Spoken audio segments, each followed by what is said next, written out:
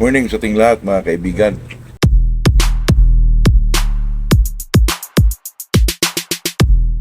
Nandito na naman tayo sa ating usapang magmamano po.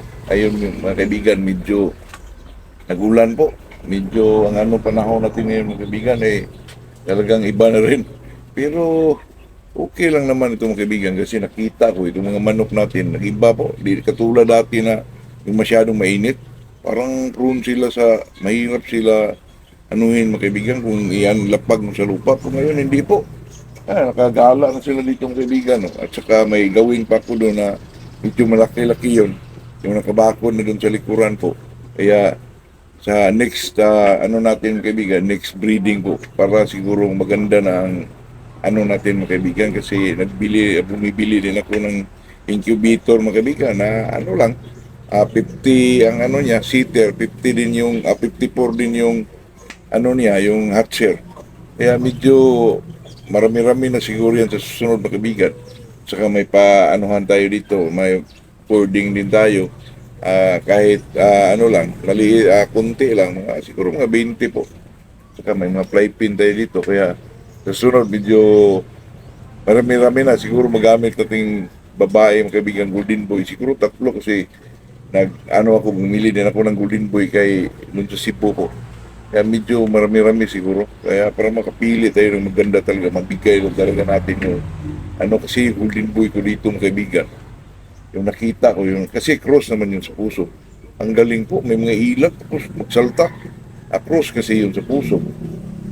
Baka ganon. Pero tingnan natin ngayon mga kaibigan, yung sa reading mga kaibigan, nakita ko yung kay Busnoli, may pinadala niya, grabe kung pumalo po.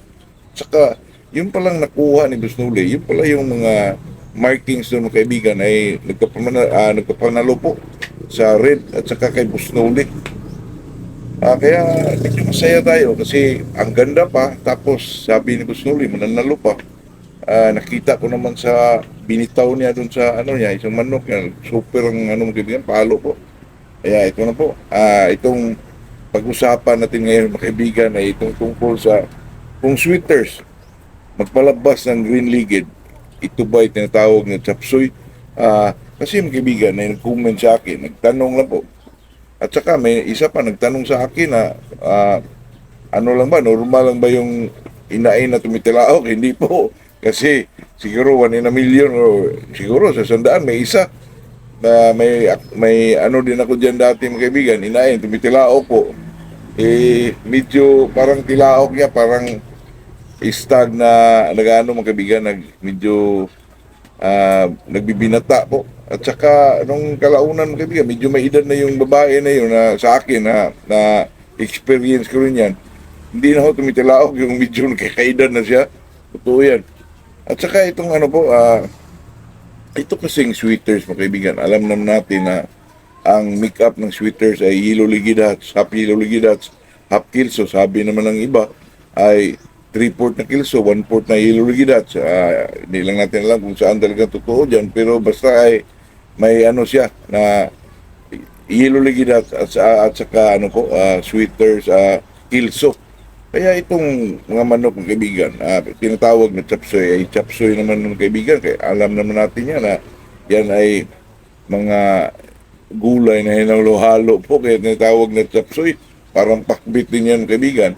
Kasi pag ang isang breed na manok na lalo na pag ito'y bloodline o ginawa ng isang breeder na strain, ibig sabihin na pag may makapasok na ibang bloodline yan mga kaibigan, ay magiging ang tawag niya ay magiging chapsoy po. Kaya kung tayo, example, makabili tayo ng 5K sweater sa di maghanap din tayo ng ibang 5K sweater para street breed natin. Yung mga ganun ba mga kaibigan? Kaya pag ang manok mo ay magpalabas ng isang green-legged po, ito ba ay matatawag natin na chapsoy po? Sa akin mga kaibigan, hindi siguro kasi may mga yung tinatawag natin na throwback siguro. Pero kung magpalabas yan ng green-legged, hindi siguro maramihan.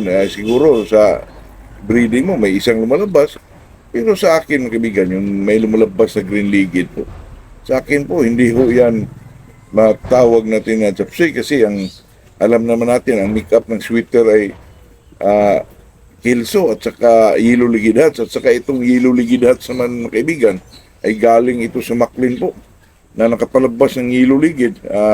Binibreed yan lahat ng Yellow Ligid, ilang natin alam kung paano ginawa.